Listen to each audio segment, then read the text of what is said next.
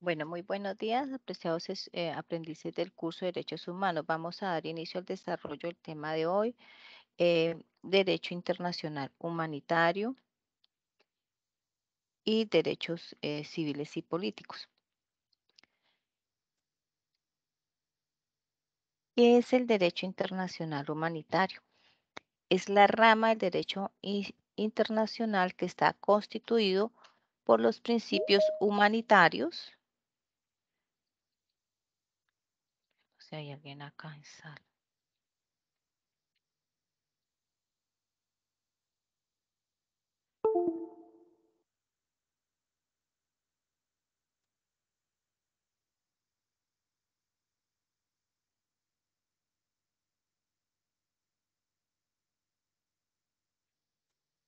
Es la rama del derecho internacional que está constituido por los principios humanitarios y todos los tratados internacionales que procuran salvar vidas y aliviar el sufrimiento de combatientes y no combatientes durante un conflicto armado.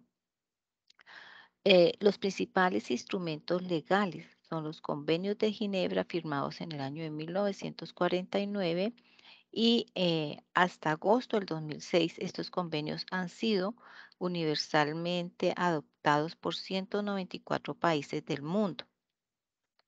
Los convenios de Ginebra comprenden normas específicas diseñadas para proteger a los combatientes, miembros de las Fuerzas Armadas, heridos, enfermos o náufragos, prisioneros de guerra y civiles, así como personal médico, capellanes militares y personal de apoyo civil de las Fuerzas Armadas.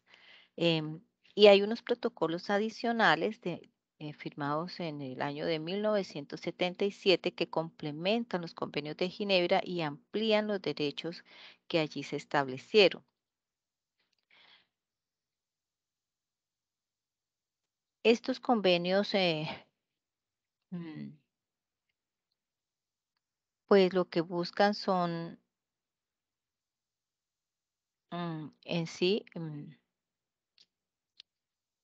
respetar, proteger a las personas que no están o que ya no están directamente involucradas en las hostilidades y limitar las consecuencias de la violencia en la lucha para alcanzar esos objetivos del conflicto. El derecho internacional humanitario se basa en los principios de humanidad, imparcialidad y neutralidad. Y sus raíces se remontan a conceptos históricos de justicia establecidos como el Código de Hammurabi de Babilonia, el Código Justiniano del Imperio Bizantino y el Código de Liber aplicado durante la Guerra Civil estadounidense. El desarrollo del derecho internacional humanitario moderno se le atribuye a un señor llamado Henry Dunant, un empresario suizo del siglo XIX, que en el año de 1859 observó las consecuencias de una sangrienta batalla que hubo en ese tiempo entre los ejércitos de Francia y Austria en Solferino, en Italia. Y a su retirada, los ejércitos dejaron el campo de batalla regado de hombres heridos y moribundos. Y pese a los valerosos esfuerzos de este señor Dunant, destinados a movilizar ayuda para los soldados, miles de ellos murieron. Este señor escribió un libro donde describe esa experiencia que él vivió y propuso entonces que desde allí se crearan algunos cuerpos de socorro y voluntarios para dar protección a las personas en tiempos de guerra.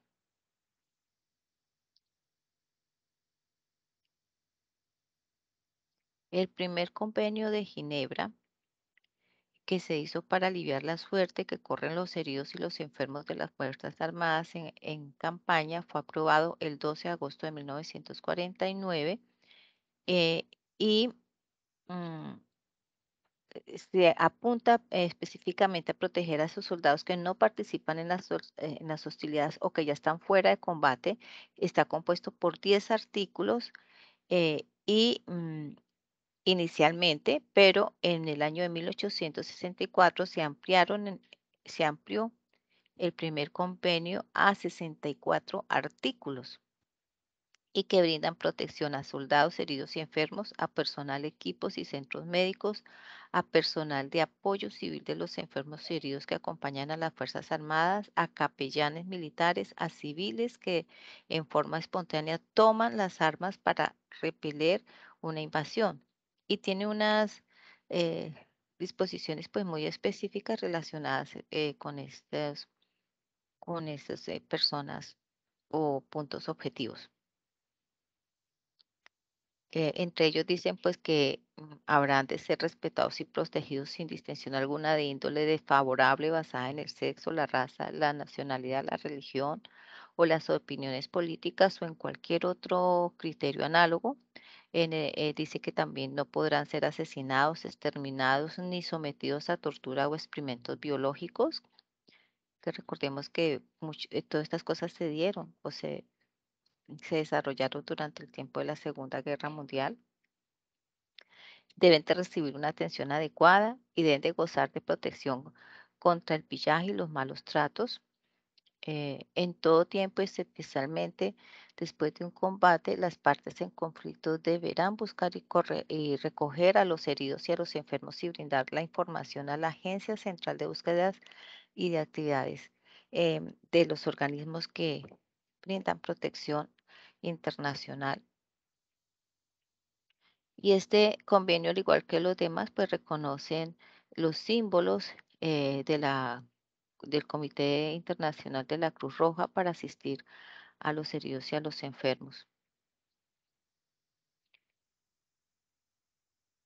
El segundo convenio de Ginebra, firmado en la misma fecha, eh, adapta las protecciones del primer convenio de Ginebra a las situaciones aplicables, pero en el mar, y protege a los combatientes heridos y enfermos mientras se encuentren a bordo o en el mar, y está compuesto por 63 artículos y aplica a miembros de las Fuerzas Armadas, heridos o enfermos o náufragos, a los barcos hospitales y al personal médico civiles y a civiles que acompañen las Fuerzas Armadas. eh, y especialmente este convenio ordena a las partes en conflicto adoptar todas las medidas posibles para buscar y recoger a los heridos, enfermos y náufragos, y proporcionarles la asistencia necesaria. eh, y aquí aclara en este convenio que el término naufragio será aplicable a todo náufrago, sea cual fueren las circunstancias en que se produzca, incluido el amaraje forzoso o la caída en el mar. Ay, ¿quién hay? Ay,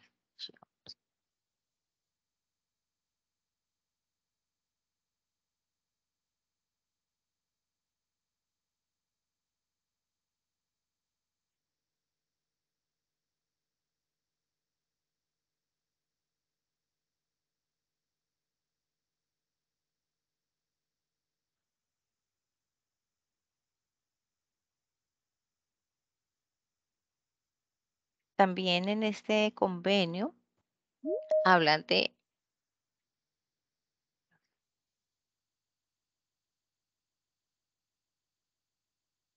en este convenio también se habla de que las partes en conflicto pueden hacer un llamamiento a la caridad de los capitanes de los barcos mercantes, de los yates o de las embarcaciones que son neutrales o se encuentren en ese lugar de forma neutral para que tomen a bordo y asistan a heridos, enfermos o náufragos. Y en ningún caso estas personas serán capturadas por brindar ayudas. ¿Alguien tiene el micrófono abierto?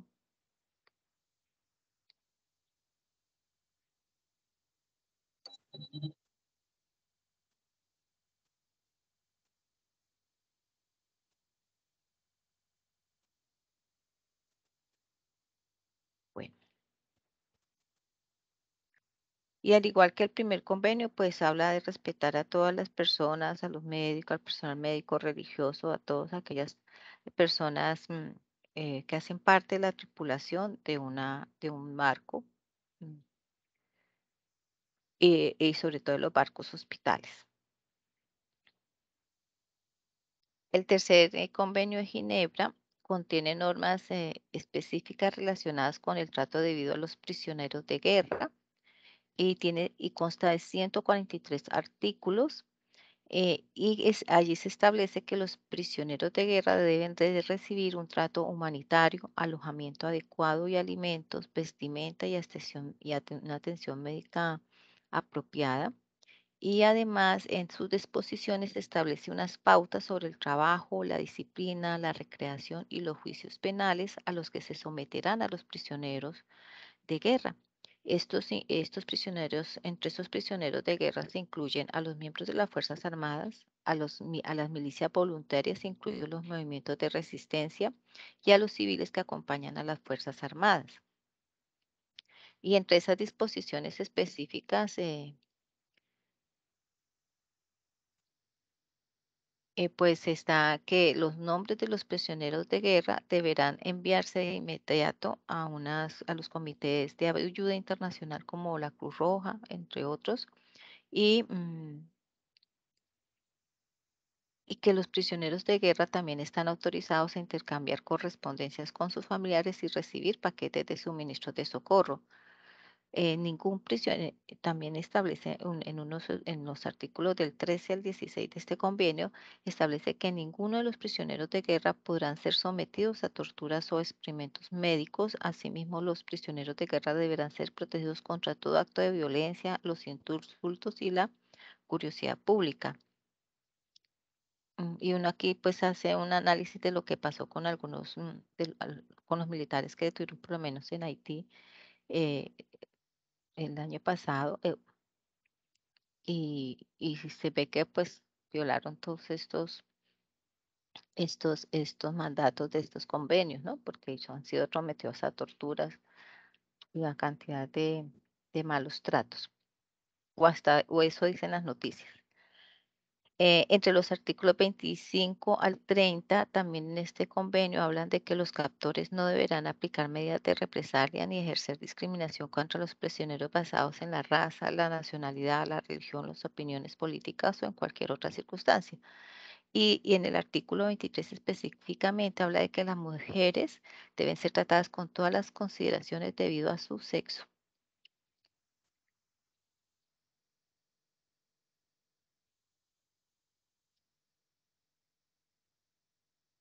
Hay un artículo común entre los tres convenios,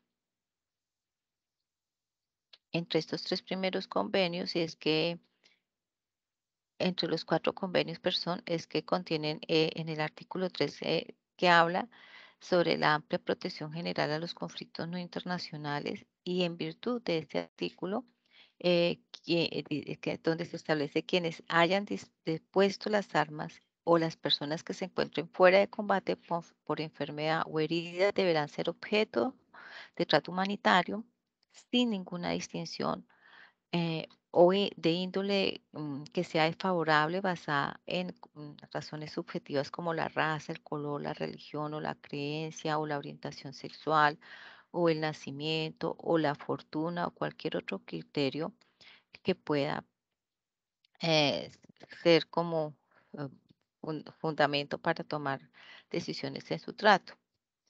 En general, este artículo prohíbe los atentados contra la vida y la integridad corporal, especialmente el homicidio en todas las formas que se puedan dar, y las mutilaciones, los tratos crueles, la tortura y los suplicios.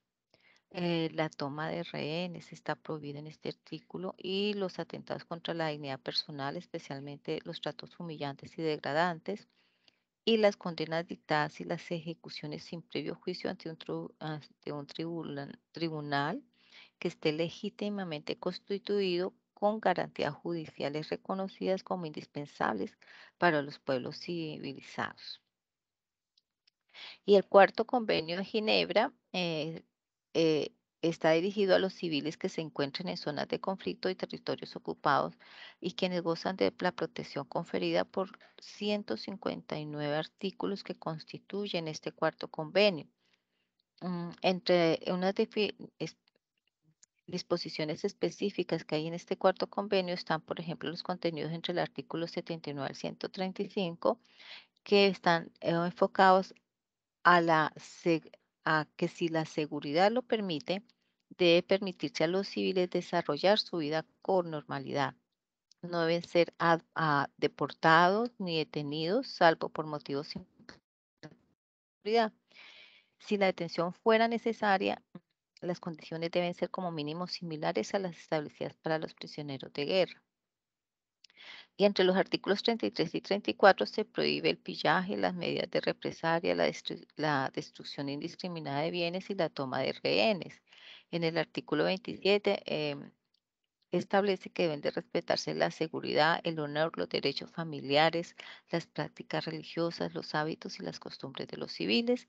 Y en el artículo 13 y el 32 está enfocado a proteger a los civiles contra el homicidio, la tortura, que ya lo dijimos antes, o tratos inhumanos. Esto es en general lo que hablan, pues, los cuatro convenios. Y Mm, aquí pues terminamos nuestro tema de derecho internacional humanitario. Entre las poblaciones especiales, pues esto es continuación del tema de ayer, encontramos unas poblaciones de especial protección eh, protegidas desde la Constitución Nacional para unos grupos eh, en alto estado de vulnerabilidad como son los niños, niñas y adolescentes, adultos mayores, mujeres, población en condición de discapacidad, víctimas, poblaciones indígenas, población afrodescendiente, comunidades run o gitanes, poblaciones LGBTI y la ciudadanía en general. Bueno, esto en cuanto al tema de ayer. Vamos hoy entonces a continuar con el tema de los derechos civiles y políticos.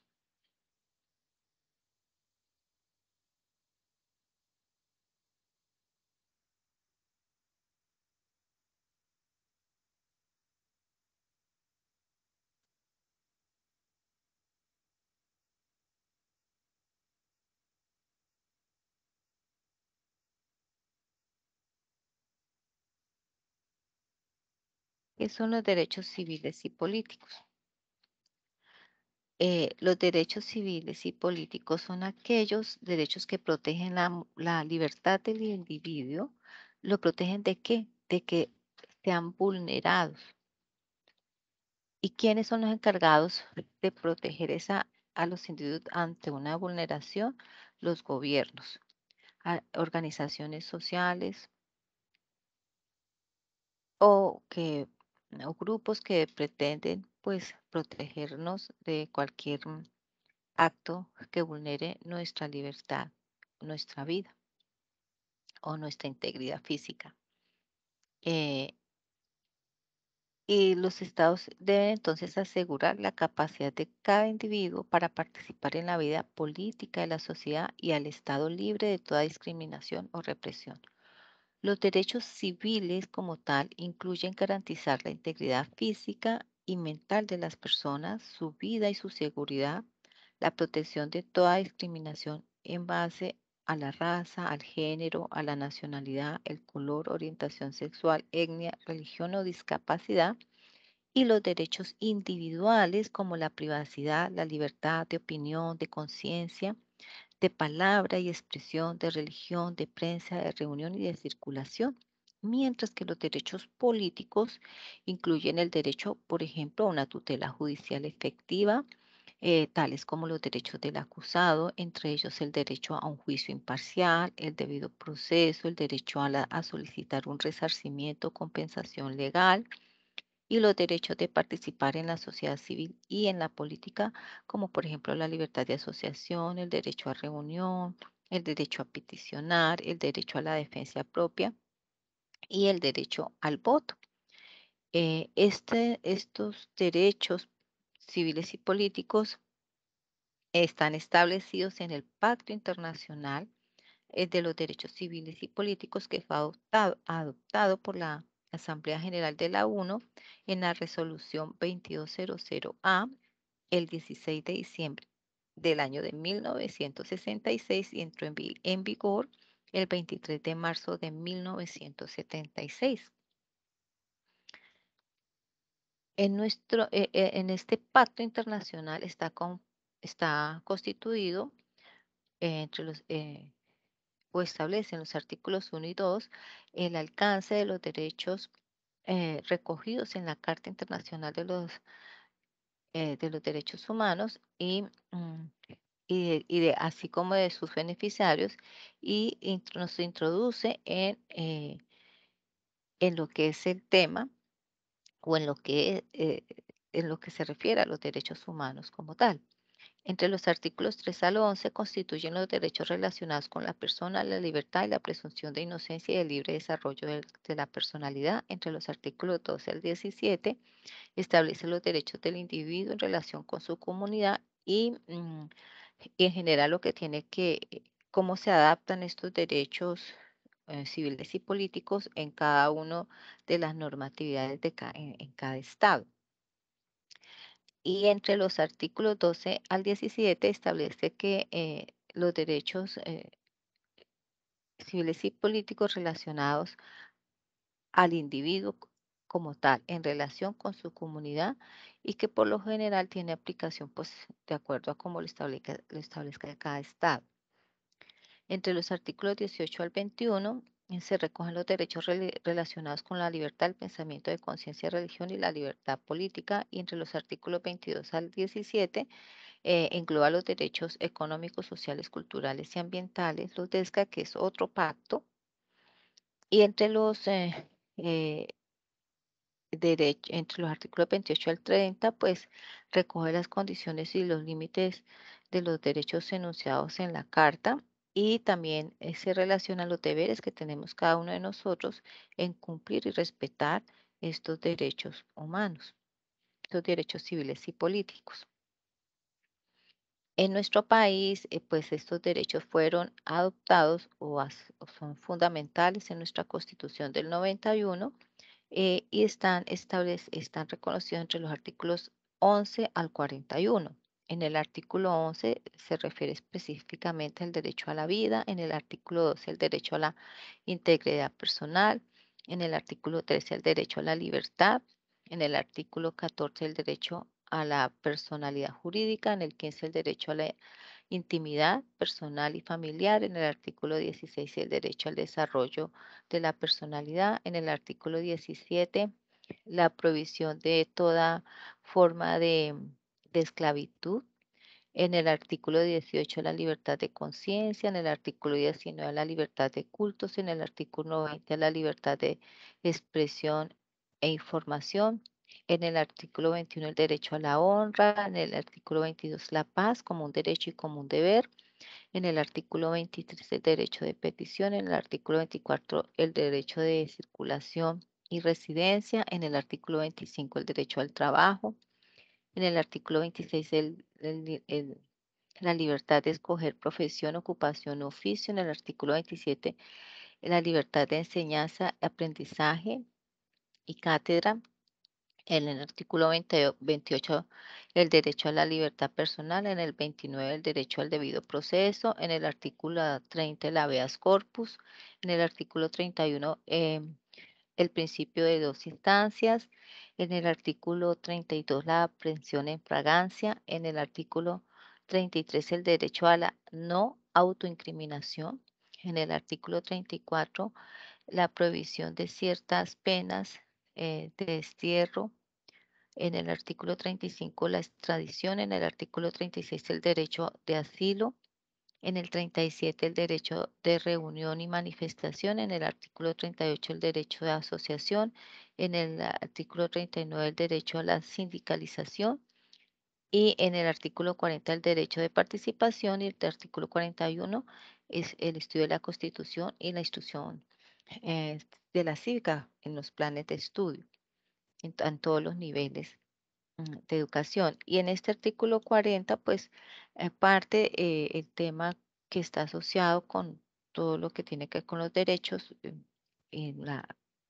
el derecho a exigirlos, el derecho a, a tomar medidas para ante una vulneración de nuestros derechos civiles o políticos o nuestros derechos humanos, que son los mecanismos de participación ciudadana.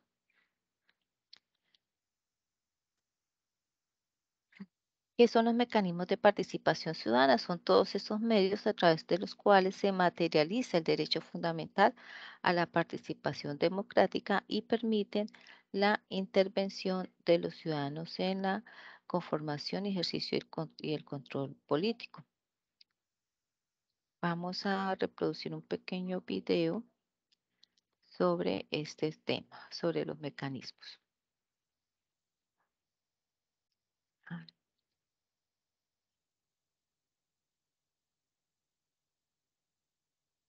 ¿Vives en una democracia? ¿Sientes que tu voz cuenta para las decisiones del país? Si crees que no, este video te puede servir. Desde la perspectiva del Ministerio del Interior, te explicaremos en un par de minutos una regla de juego fundamental al momento de participar en la vida social. Se trata de la organización. El Estado es el organismo que nos permite vivir en sociedad. Y es claro que como sociedad, nuestros intereses y maneras de pensar no siempre convergen en un mismo punto, y así, lo que en cierto momento luce como una solución ideal para unos, puede ser un problema para otros. Es por esto que la insatisfacción ciudadana se ha convertido en una constante. Más aún, la desconfianza tiende fácilmente hacia un escepticismo que nos paraliza, y por esta razón muchas veces dejamos de participar.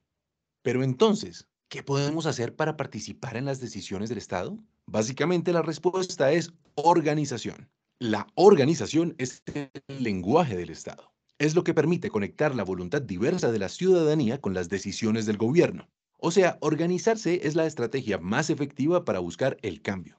En la Constitución de 1991, la participación ciudadana se consolidó como un derecho fundamental. Por decirlo de alguna manera, esta participación es la condición para que el Estado democrático sea posible. Y como es obligatorio defender cada vez más este tipo de derechos, el 6 de julio del año 2015 se aprobó una gran herramienta para garantizar y fortalecer la participación de los ciudadanos. Se le llamó Ley Estatutaria 1757 de Participación Ciudadana. No es el nombre más bonito, pero lo importante es saber en qué consiste. En esencia, esta ley orienta a la participación ciudadana bajo tres pilares fundamentales. El primero tiene que ver con los mecanismos de participación. Esto incluye la consulta popular, el cabildo abierto, el plebiscito, el referendo, la iniciativa popular, la revocatoria del mandato y, por supuesto, el voto. El segundo pilar reúne la rendición pública de cuentas y el control social a lo público.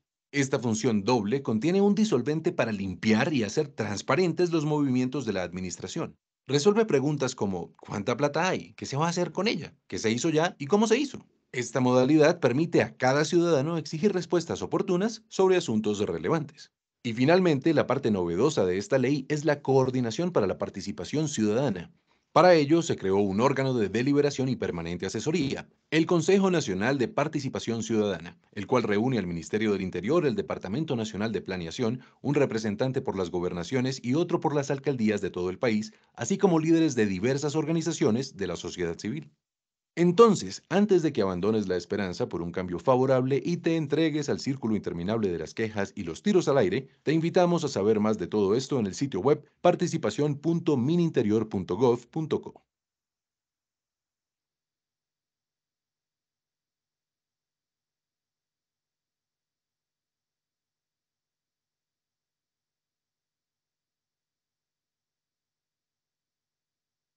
entonces, esta ley, pues como lo decía en el video, abarca tres grandes bloques. La primera es que modificó y complementó la Ley 134 del 94 en cuanto a los mecanismos de participación ciudadana. El segundo, establece las reglas para, para la rendición de cuentas y el control a lo social y a lo público. Y el tercero, que es con lo nuevo de la ley, es que es la creación del Sistema Nacional de Coordinación para la Participación Ciudadana. Mm, ¿Cuál es el objetivo de esta ley? Promover, proteger y garantizar las modalidades del derecho a participar en la vida política, administrativa, económica, social y cultural, y asimismo a controlar el poder político y a su vez regula la iniciativa popular eh, y normativa ante las corporaciones públicas y como lo decía en el video, el referéndum, la consulta popular, la revocatoria del mandato, el plebiscito, el cabildo abierto y establece las normas fundamentales por las que se va a regular cada uno de estos mecanismos de participación democrática. Eh, Hay unos deberes y unos derechos eh, en cuanto a la participación ciudadana.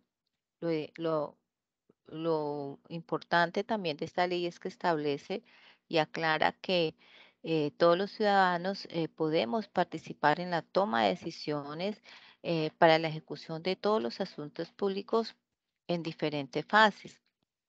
Y esto nos facilita también participar a todos los ciudadanos en temas importantes como el acceso a servicios públicos, a influir en las decisiones de las autoridades, a ejercer un control político y social y una supervisión a la gestión y el gasto público y también a proponer y a llegar a acuerdos eh, con las entidades gubernamentales.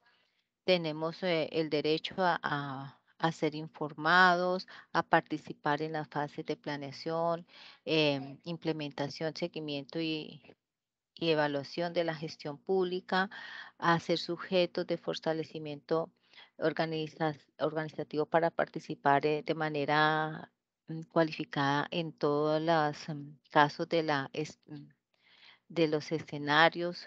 eh, Públicos a recibir información oportuna y veraz para poder ejercer el control y en los procesos de participación y acceder a la formación, a formaciones en estos temas de participación democrática. eh, y tenemos unas responsabilidades y unos deberes como ciudadanos en este proceso. Esa participación es informarnos y participar y acudir a todos los eventos democráticos que se organicen para tomar decisiones. Y hay unos deberes del Estado que es promover y garantizar estos procesos democráticos y establecer unas políticas claras y unas estrategias de participación a través de todo el sistema de coordinación para la participación en el país. En esta ley, pues, se establecen los mecanismos eh, de origen popular, que son la consulta popular, la iniciativa legislativa y normativa, la revocatoria del mandato, el referendo y el cabildo abierto. Es que los podemos solicitar solamente los ciudadanos, pero también hay unos mecanismos de participación que solo pueden ser solicitados por el Ejecutivo, como es el plebiscito, y hay otros que pueden ser promovidos por ambos, tanto de origen popular como por las autoridades públicas, como son los, mm, el referendo derogatorio o el referendo aprobatorio, la consulta popular nacional o la consulta popular o a nivel internacional, departamental, distrital, municipal o local.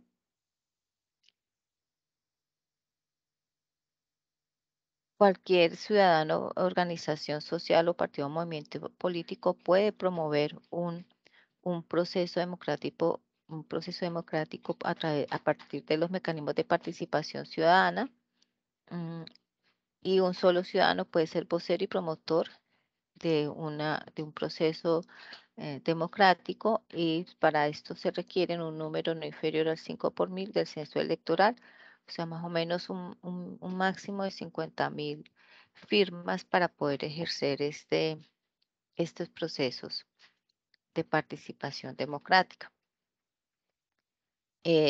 Hay unos mecanismos directos de origen popular que requieren un mínimo de firmas para convocarlos, como es la consulta popular de origen ciudadano o la iniciativa del referendo constitucional, que requiere cada uno de ellos un 5% de firmas del censo electoral si es nacional.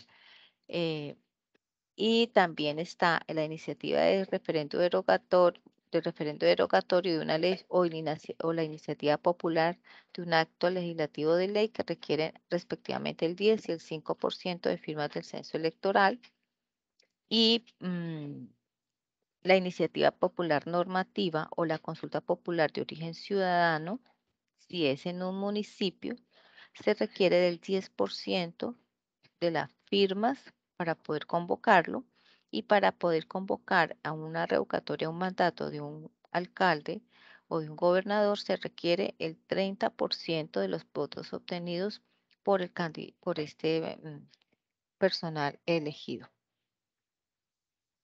Permítame en un momentico.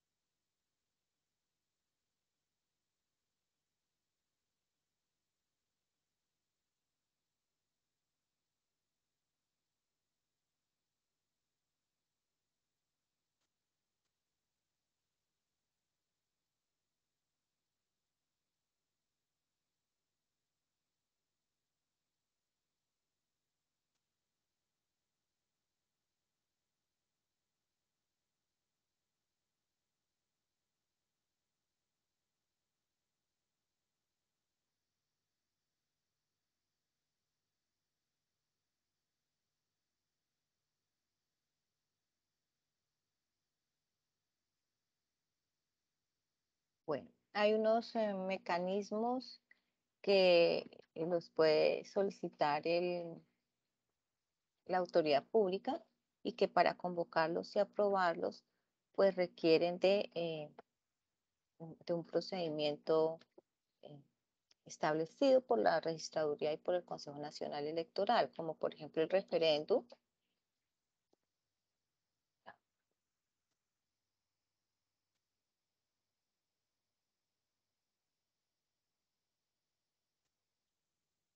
Está el referendo que la convoca el presidente con la firma de todos los ministros e informa al Congreso. No puede conseguir con ninguna otra dirección y se aprueba con la decisión mayoritaria siempre que participe más del 50% del censo electoral. Está la consulta popular nacional que la convoca el presidente con la firma de todos los ministros, previo concepto favorable del Senado de la República y consulta sobre una decisión de trascendencia nacional y se aprueba con el voto afirmativo de la mitad más uno y que participe en la tercera parte, el 50% del censo electoral. Está la consulta popular para convocar una Asamblea Nacional Constituyente, que es una modificación a la Constitución Nacional, y la convoca el Congreso mediante ley aprobada por la mayoría de los miembros de las dos cámaras. Incluye un número de delegatarios del sistema de elección, competencia, fecha y periodo y se aprueba con la decisión de al menos la tercera parte del censo electoral. Está la consulta popular territorial convocada por gobernadores y alcaldes con la firma de los secretarios de despacho para decidir sobre asuntos departamentales, municipales o locales y se aprueba con el voto afirmativo de la mitad más uno y que participe la tercera parte, el 50% del censo electoral. Y está el referendo de iniciativa gubernamental que la firma el presidente de la República y sus ministros, o si es departamental, con la firma del gobernador y todos los secretarios de despacho, y si es municipal, la firma del alcalde y todos los secretarios de despacho, y se aprueba con el voto afirmativo de más de la mitad y que participe la cuarta parte del censo electoral. Y está la decisión sobre la revocatoria de un mandato que se aprueba con el voto afirmativo de la mitad más uno y que participe el 40% de la votación total válida registrada por el candidato. ¿Qué es el censo electoral? Es un instrumento técnico que lo elabora la Registraduría Nacional del Estado Civil y que con ella pues se planea, se organiza, ejecuta y controla todos los procesos democráticos o electorales en el país. Este instrumento está conformado por la inscripción de cédulas para las personas que cambian de residencia, la exclusión de ciudadanos que se inscriben por primera vez o que cumplen la mayoría de edad y la baja de los activos de las fuerzas militares.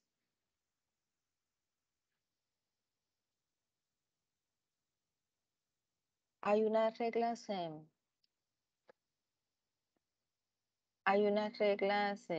sobre la rendición de cuentas y el control social.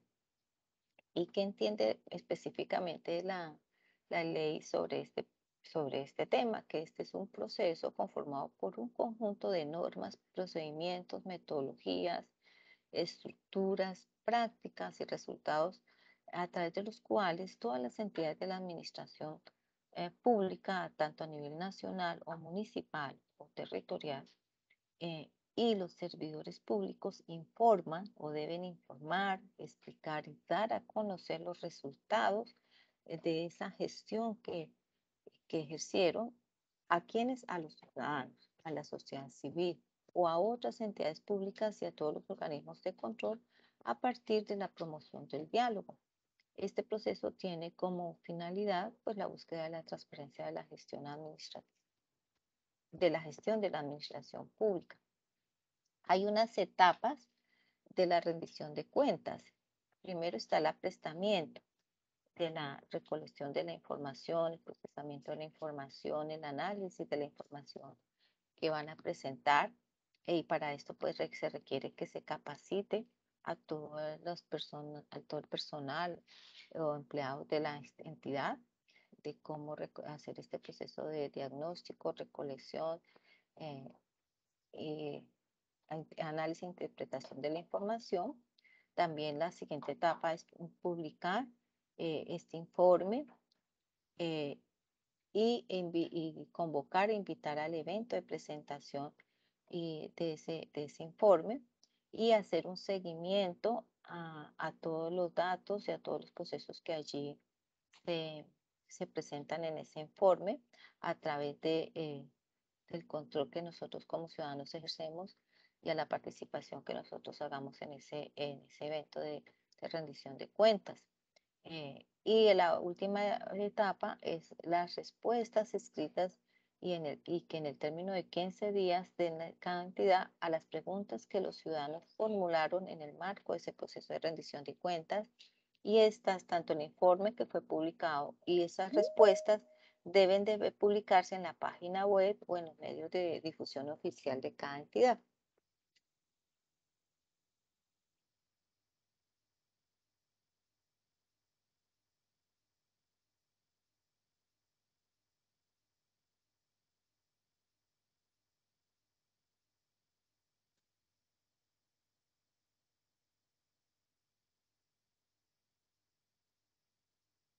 En cuanto al control social o a lo público, pues ese es un derecho y un deber que tenemos los ciudadanos a participar de manera individual o a través de organizaciones, redes sociales e instituciones en la vigilancia de la gestión pública y de los resultados que ellos presenten.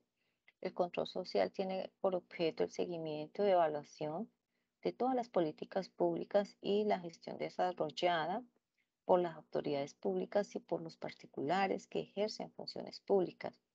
Y aquí es importante tener en cuenta que el control social se puede llevar a cabo em, mediante veedurías ciudadanas, juntas de vigilancia, comités de desarrollo y control social de los servicios públicos domiciliarios, auditorías ciudadanas o cualquier instancia de participación ciudadana, cualquier mecanismo de participación ciudadana.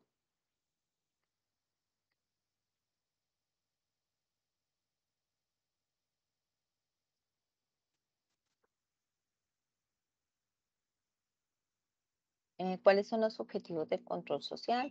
Primero, fortalecer la cultura de lo público en los ciudadanos. Segundo, contribuir a mejorar la gestión pública desde el punto de vista de su eficiencia, su eficacia y su transparencia. Tercero, prevenir los riesgos y los hechos de corrupción en la gestión pública. Cuarto, fortalecer la participación ciudadana para que esto contribuya a que las autoridades también hagan un manejo transparente y eficiente de todos los asuntos concernientes a lo público. También busca apoyar y complementar la labor de los organismos de control en la realización de las funciones legales y constitucionales del control y promover el liderazgo y la participación con miras a democratizar la gestión pública, entre otros más objetivos, que digamos que son los más generales.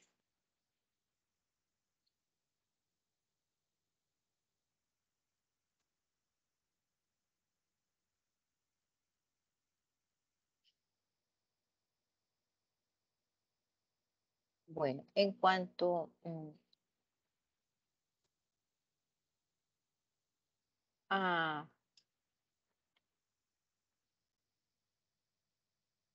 a los presupuestos participativos, en cuanto digamos, uno de los puntos importantes de la ley, como habíamos hablado, es la creación del Sistema Nacional de Participación Ciudadana, que busca coordinar todas las actividades de participación a nivel nación, territorio y viceversa. Y esto se creó a partir de mm, del Consejo Nacional de Participación, que este es un órgano que asesora permanentemente al Gobierno Nacional en asuntos de definición, promoción y diseño y seguimiento y evaluación de la política pública en participación de acuerdo a la ley. Y está conformado por el ministro del Interior, el director del Departamento Nacional de Planeación, un gobernador elegido por la Federación de Departamentos, un alcalde elegido por la Federación Colombiana de Municipios, un representante de las asociaciones de víctimas, un representante del Consejo Nacional de Planeación o de las asociaciones de consejos territoriales de planeación, un representante de la Confederación Comunal, un representante de la Asociación Colombiana de Universidades, un representante de la Confederación Colombiana de las ONG, un representante de las federaciones o asociaciones de veedurías ciudadanas, un representante de los gremios económicos, un representante de los sindicatos, un representante de los grupos étnicos, un representante de las asociaciones de las organizaciones de mujeres, un representante del Consejo Nacional de Juventud, un representante de los estudiantes universitarios, un representante de las organizaciones de discapacitados y un representante de las juntas administradoras locales. Y entre sus funciones más importantes, pues se encuentran asesorar de manera permanente al gobierno nacional en el diseño de esa política pública, participación y todo el marco jurídico que lo compone, y, y son quienes ejecutan la puesta en marcha del Sistema Nacional de Participación Ciudadano, eh, articulando tanto instancias, espacios, sujetos, recursos, instrumentos y acciones pertinentes a la participación ciudadana en cada territorio, y también está encargado de evaluar de manera permanente la oferta de participación del Estado para sugerir eh, pues modificaciones, decisiones o funciones de las instancias existentes, y asesorar al gobierno nacional en la definición de estrategias que motiven a la ciudadanía para presentar iniciativas en el mejoramiento de la participación ciudadana, eh, proponer incentivos con el fin de propiciar la inversión del sector privado y sugerir las distintas entidades y organizaciones de administración central y descentralizada la inclusión de la participación ciudadana en todos los planes, programas y proyectos que se presentan en cada entidad, pero sobre todo también incluirlos en los planes locales de desarrollo de cada municipio. Y estos planes, al quedar estas estrategias, esas políticas, estos programas incluidos en los planes locales de desarrollo, eh, hace que se les asigne un presupuesto para de participación ciudadana y se puedan desarrollar y ejecutar estos procesos. Entonces, a cada gobierno territorial debe definir un rubro, un porcentaje de sus ingresos de libre destinación para asignarlos como presupuesto participativo. Este presupuesto participativo es un mecanismo de asignación equitativa, eficiente, eficaz y transparente de los recursos públicos que fortalecen las relaciones del Estado con los ciudadanos, y cada entidad debe definir ese rubro del presupuesto, que recordemos que debe ser únicamente en relación con los recursos de libre destinación del municipio, y a través de esos espacios de diálogo, pues se definen los acuerdos, participación de qué programas y qué proyectos se va a comprometer esos presupuestos.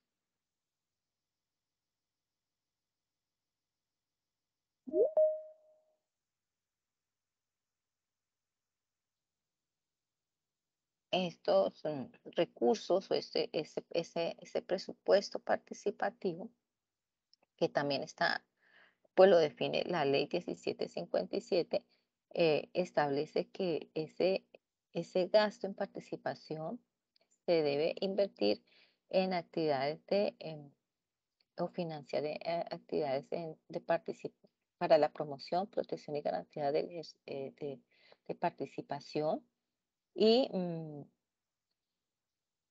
ya sea organizado por personas civiles, organizaciones civiles, y o por las entidades de autoridad pública.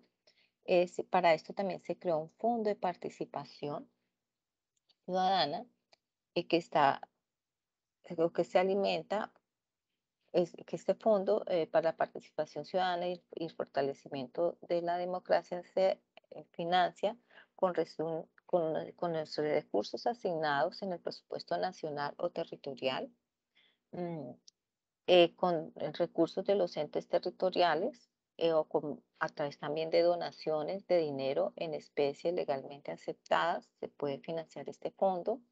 Hay unos recursos de cooperación internacional que impulsen la intervención de la ciudadanía en la gestión pública a través de aportes de cooperación internacional. También se puede financiar este fondo con créditos nacionales e internacionales, o también con bienes y derechos y recursos adjudicados de acuerdo, pues, con la ley, puedan aumentar eh, la liquidez de ese fondo de participación ciudadana. ¿En qué se invertir? Pues en desarrollo de organizaciones, en, en el desarrollo de proyectos o programas de participación, y que permitan poner en marcha esos procesos a nivel tanto nacional como territorial, para fortalecer la capacidad de participación de toda la sociedad civil. Ese es en términos generales lo que busca la ley. Y este es nuestro tema de hoy. No sé si alguien quiera complementar el tema o tenga alguna pregunta.